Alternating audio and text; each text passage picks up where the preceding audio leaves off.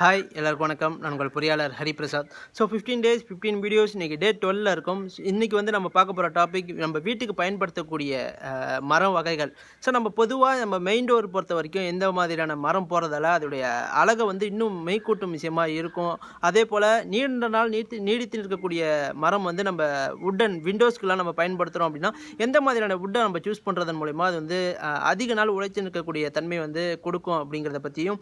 So பொதுவாக நம்ம வீட்டுக்கு ஒரு செப்பரேட்டாக ஒரு மர வகைகள் அப்படின்னு போகும்போது எந்த மாதிரியான விஷயங்களை நம்ம கவனிக்கணும், எந்த மாதிரி நம்ம மரம் வாங்கும்போது ஒரு சில விஷயங்களை வந்து நம்ம முக்கியமாக நம்ம அதை கூர்ந்து கவனிக்கக்கூடிய விஷயமா இருக்கும். ஸோ அது என்னென்ன விஷயங்கள், ஸோ அதை பற்றியான அடிப்படையான விஷயத்தை நம்ம இந்த வீடியோவில் டீட்டெயிலாக பேசுவோம். ஸோ இந்த வீடியோ ரொம்ப யூஸ்ஃபுல்லான ஒரு கண்டென்ட்டாக இருக்கும்னு நினைக்கிறேன். ஸோ வீடியோ ஸ்கிப் பண்ணாமல் பாருங்கள்.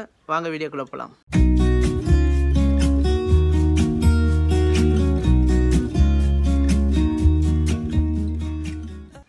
பொதுவாக இந்த மரத்தை பற்றி பார்க்குறதுக்கு முன்னாடி நம்ம மரத்துக்கும் நம்மளுக்கும் வந்து ஒரு கனெக்டிங் வந்து அந்த காலத்துலேருந்தே நம்ம கொண்டு வந்துட்டுருக்கோம். ஸோ நீங்கள் நிறைய இடத்துல பார்த்துருப்பீங்க, பழைய கால கட்டிடங்கள்லாம் பார்த்தீங்க அப்படின்னா நம்ம இந்த ஓட்டு கட்டடமாக இருந்ததுன்னா ஓட்டில் வந்து வுடன் பிளாங்க் வந்து பிளேஸ் பண்ணியிருப்பாங்க. அது போல் அரண்மனைகள்லாம் அந்த டீ கூட்லாம் எங்கேருந்து கொண்டு வந்திருப்பாங்கன்னே தெரியாது. ஸோ அந்த மாதிரியான வுட்டன்லாம் கொண்டு வந்து வச்சுருப்பாங்க. அது பெரிய மெட்ராஸ் டெரஸ், பழைய கால மெட்ராஸ் டெரஸ்லாம் பார்த்தீங்கன்னா ஸோ அதில் யூஸ் பண்ணக்கூடிய அந்த பீமாவே வந்து அந்த வுட்டனை வந்து பிளான் பண்ணியிருப்பாங்க. ஸோ இந்தமாரி நிறைய விஷயங்கள் வந்து நம்ம வுட்டை வந்து அதிக லெவலில் நம்ம பயன்படுத்திக்கிட்டே வந்துட்டு இருக்கோம். ஸோ அது எப்படி கனெக்ட் ஆகுது அப்படிங்கிறது எனக்கு தெரியல. ஸோ ஏன்னா மரத்தோட பட்ஜெட்டுங்கிறது ஒரு விதமான பெரிய பட்ஜெட்டு தான் நம்ம வீட்டுக்கு செலவு பண்ணுறோம். அப்படி இருந்துமே நம்ம மரத்தை வந்து தான் நம்ம யூஸ் பண்ணணும் அப்படிங்கிற ஒரு மென்டாலிட்டி வந்து நம்மளுக்கு வந்து கண்டிப்பாக இருக்கும். ஸோ அது உணர்வு பூர்வமாக ஒரு செயலாக கூட நான் பார்க்கப்படுறேன். ஸோ அப்படி பார்க்கும்போது நார்மலாக நம்ம மெயின் டோர் போகிறோம் அப்படின்னா ஸோ மெயின் டோர் வந்து எப்போதுமே டீ கூட்டு போகிறது தான் ஒரு பெஸ்ட்டான ஒரு விஷயமா இருக்கும். ஸோ இந்த டீ கூட்டில் என்ன ஒரு விஷயம் அப்படின்னு பார்த்தீங்கன்னா மரத்தை பொறுத்த வரைக்கும் ஸோ எப்படி காஸ்ட்டை வந்து இன்க்ரீஸ் பண்ணுறாங்கன்னு பார்த்தீங்கன்னா அதோட கிரைன்ஸ்.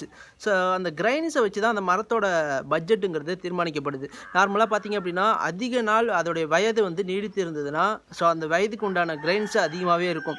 ஸோ ஏன்னா ஒரே பலகையில் அதோட கிரைன்ஸ் எல்லாமே கிடச்சிது அப்படின்னா அதோட ரேட்டுங்கிறது செப்பரேட்டாக ஒரு படி இன்க்ரீஸாகவே இருக்கும். ஸோ அது அவங்க சொல்லக்கூடிய விலையில் தான் நம்ம வாங்க வேண்டிய சூழ்நிலையும் இருக்கும். ஸோ அதுக்கு காரணம் வந்து அந்த கிரைன்ஸ் தான் காரணம். ஸோ அதே போல் தான் டீ கூட்டு போகிறோம் அப்படின்னா நம்ம மெயின் டோருக்கு வந்து அதிகபட்சமாக டீ கூட்டு போகிறது தான் ஒரு பெட்டர் சொல்யூஷனாக இருக்கும். அது போல் பாலிஷ் பண்ணணும்.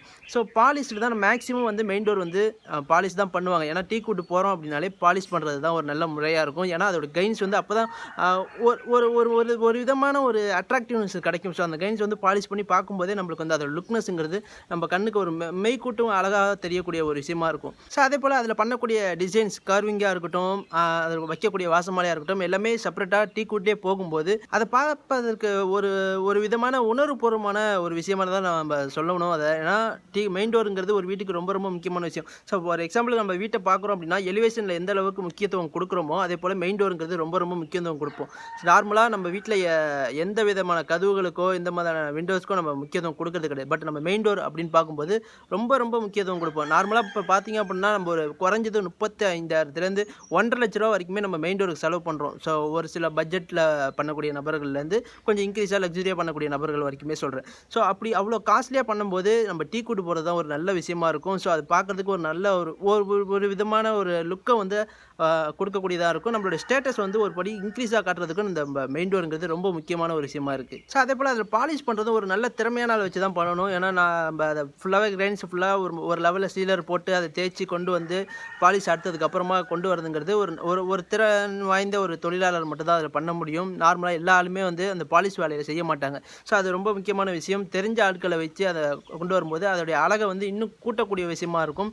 ஸோ இல்லை அப்படின்னா அது வந்து சரியான அளவில் நம்ம இப்போ பாலிஷ் ஏற்றலை அப்படின்னா அது பார்க்கறதுக்கு டிசப்பாயிண்டான ஒரு லுக்கை வந்து கொடுக்கக்கூடியதாக இருக்கும். ஸோ முக்கியமாக நம்ம பார்க்கக்கூடியது மெயின் டோர் போகும்போது முடிஞ்ச அளவு டீ கூட்டு போகிறது தான் ஒரு நல்ல விஷயம். இந்த டீ கூட்டில் பர்மா டீக்கு இருக்குது. பர்மா டீக்கு தான் இருக்கிறதுலே ஹை லெவலில் ப்ரைஸில் இருக்கும். ஸோ அதில் இல்லாமல் மலேசியன் வுட் இருக்குது. ஸோ அதுவும் இல்லாமல் நார்மலாக நம்ம கண்ட்ரி வுட் இருக்குது. ஸோ கண்ட்ரி டீ வுட் இருக்குது. ஸோ எதில் போகிறோம் அப்படிங்கிறது அவங்களுடைய பட்ஜெட்டை பொறுத்து தீர்மானிக்கும். ஸோ இது ஒரு விஷயம். ஸோ அடுத்தது நம்ம பார்க்கும்போது நம்ம wooden Windows. So wooden Windows அப்படின்னு பார்க்கும்போது நம்ம மேக்ஸிமம் வந்து பாலிஷ்லாம் பண்ண மாட்டோம். நான் வுட்டன் விண்டோஸ்லாம் பாலிஷ் பண்ணோம்னா அது இன்னும் கொஞ்சம் காஸ்ட் அதிகப்படுத்தக்கூடிய சூழ்நிலையாக இருக்கும். ஸோ அதே போல் அலுமினியம் விண்டோ, யூபிசி விண்டோ போல் வுட்டன் விண்டோவில் தான் எனக்கு ஒரு டச் கனெக்டிங் வேணும் அப்படின்னா வுட்டனில் போகிறது தான் ஒரு நல்ல விஷயம். அதே வுட்டு வந்து டீக்வுட்டில் போகணுன்னு எந்தவித அவசியமும் கிடையாது. ஏன்னா அது பாலிஷ் பண்ண மாட்டோம், மேக்ஸிமம் பாலிஷ் பண்ண மாட்டோம். அது பாலிஷ் பண்ணாலும் அந்தளவுக்கு ஒரு லுக்னஸ் வந்து பெரிய லெவலில் கிடைக்காதுன்னு தான் சொல்லுவோம். மெயின் டோர் அளவுக்கு வந்து விண்டோவில் வந்து பெரிய லெவலில் கிடைக்கிறதுக்கான வாய்ப்பு இல்லை.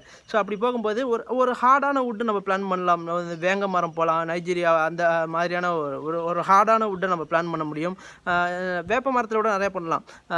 முடிஞ்ச அளவுக்கு பால் அதிகமாக வரக்கூடிய மரங்களில் வந்து நம்ம பயன்படுத்துகிறோம் அப்படின்னா அது வந்து கொஞ்சம் ஹார்டான மரமாகவே இருக்கும். அதிக அளவில் உழைத்து நிற்கக்கூடிய தன்மையும் அதிகமாக இருக்கும். அதோடைய வயசும் ரொம்ப ரொம்ப முக்கியம். ஸோ அதே போல் நம்ம வுட்டன் விண்டோஸுக்கு வந்து அழகாக அதை பிளான் பண்ண முடியும். ஹார்டான சர்ஃபேஸாக இருந்தால் மட்டும் போதும். இன்னொரு விஷயம் நம்ம சொல்ல வர்றது, இந்த வுட்டன் நம்ம போகிறோம் அப்படிங்கும்போது இப்போ நம்ம கான்ட்ராக்டில் கொடுக்குறோம். ஸோ கான்ட்ராக்ட் கொடுத்த உடனே வந்து வுட்டன் மரத்தை வந்து அந்த ஸ்டேஜுக்கு வரும்போது போய் வாங்கிட்டு வந்து உடனே செஞ்சு அதை ஃபிக்ஸ் பண்ணுறது. ஸோ அப்படி பண்ணும்போது என்ன ஆகுதுன்னு பார்த்தீங்கன்னா, இந்த மான்சூன் சர்க்கிளால் வந்து அது வந்து தெர்மல் எக்ஸ்பான்ஷன் 2 வெவ்வேறு பொருட்களை வந்து ஒன்று சேராதுங்கிறது நம்ம பல வீடியோவில் சொல்லியிருப்போம். கான்கிரீட்டும் பிரிக் ஒர்க்கு எப்படி சேராதோ அதே போல் தான் எல்லாமே. ஸோ அதேமாரி இந்த மரத்துக்கு சைடில் வந்து ஒரு வியூவில் வந்து கிராக்ஸ் அதிகமாக ஃபார்ம் ஆகும். ஸோ அதுக்கெலாம் முக்கியமான காரணம் இதுதான். அதே போல் நீங்கள் நிறைய பார்த்துருப்பீங்க, ஜன்னலெல்லாம் அடிக்கடி வந்து அந்த ஹூக்கை மாட்ட முடியாது. அது மேலே போடக்கூடிய தாப்பால் வந்து சரியான அளவில் போய் லொக்கேட் ஆகாது. ஸோ கொஞ்ச நாள் யூஸ் பண்ண. ஸோ இதுக்கெல்லாம் காரணம் பார்த்தீங்கன்னா ஈர மரத்தை கொண்டு வந்து போடுறது. ஸோ இந்த ஈர மரம், பச்சை மரத்தெல்லாம் கொண்டு வந்து போட்டுட்டோம் அப்படின்னா அது நாளடைவில் வந்து வளையும். ஸோ அதுக்கப்புறம் வந்து இழுத்து சாத்த முடியாது, தாப்பால் போட முடியாது. இந்த மாதிரியான சிக்கல்கள் நிறையா இருக்குது. ஸோ அதெல்லாம் கட்டாயமாக அவாய்ட் பண்ணணும்னா சீசனிங் பண்ணக்கூடிய மரத்தை தான் நம்ம வாங்கணும். ஸோ முடிஞ்ச அளவுக்கு காய்ந்த மரத்தை நம்ம வாங்கி பயன்படுத்தணும் அப்படின்னா இந்த மாதிரியான பிரச்சனைகளை அவாய்ட் பண்ண முடியும். ஒரு சிலர் ப்ரீ பிளானிங்காக பண்ணுவாங்க. ஸோ நம்ம வீடு கட்ட ஆரம்பிச்சோடனே பேஸ்மெண்ட் லெவலுக்கு வந்த உடனே நம்ம மரத்தை வாங்கிடுவோம். ஸோ மரத்தை வாங்கி நிழல்லே அது வந்து காய வைக்கணும். தவறாக வந்து வெயிலில் காய வச்சிடக்கூடாது. ஸோ வெயிலில் காய வச்சோன்னா அந்த மரம் வந்து பொழந்துக்கணும். ஸோ அந்த பொழந்துருச்சு அப்படின்னா அது டோட்டலி வேஸ்ட் ஆகிடும். ஸோ அப்படி பார்க்கும்போது நிழலில் வந்து அதை ஒரு குறிப்பிட்ட மாதங்கள் வந்து காய வைப்பாங்க. அது சீசனிங் பண்ணதுக்கு அப்புறமா அதை கட்டிடத்துக்கு பயன்படுத்துவாங்க. அப்படி பண்ணும்போது எந்தவித பிரச்சனையுமே வராது. அந்த தாப்பால் எல்லாமே கரெக்டாக அமையும். அந்த ஹூக்கு மாட்டுறது எல்லாமே ப்ராப்பராக இருக்கும். ஸோ இது வந்து ஒரு ப்ரீ பிளானிங் செயல் தான் அப்படின்னு சொல்லுவோம். ஏன்னா நம்ம மேக்ஸிமம் வந்து உடனே வாங்கி உடனே யூஸ் பண்ணணும் அப்படின்னா பல விதமான பிரச்சனைகள் இருக்கும். நீங்கள் 1 மாதம் 2 மாதத்துலேயே மெயின் டோர்லாம் ஒழுங்காக சாத்தாது. ஒழுங்காக ஓப்பன் பண்ணும்போது ஒரே கேப் இருக்காது. இல்லை அப்படின்னா கேப் அதிகமாக விடும். ஸோ ஒன்று வந்து அது ஒட்டிடும், ரொம்ப டோர் ஒட்டிடும். ஒன்று இல்லை அப்படின்னா டோர் கேப் அதிகமாகும். ஸோ இந்த மாதிரியான பிரச்சனைகள்லாம் நிறைய நடக்கும். ஸோ இதை கட்டாயமாக அவாய்ட் பண்ணோம்னா சீசனிங் பண்ண ஒரு காய்ந்த நல்ல மரத்தை வந்து நம்ம யூஸ் பண்ணுறது மூலமாக தான் இந்த பிரச்சனைகளை அவாய்ட் பண்ண முடியும். So okay, main door teakwood okay.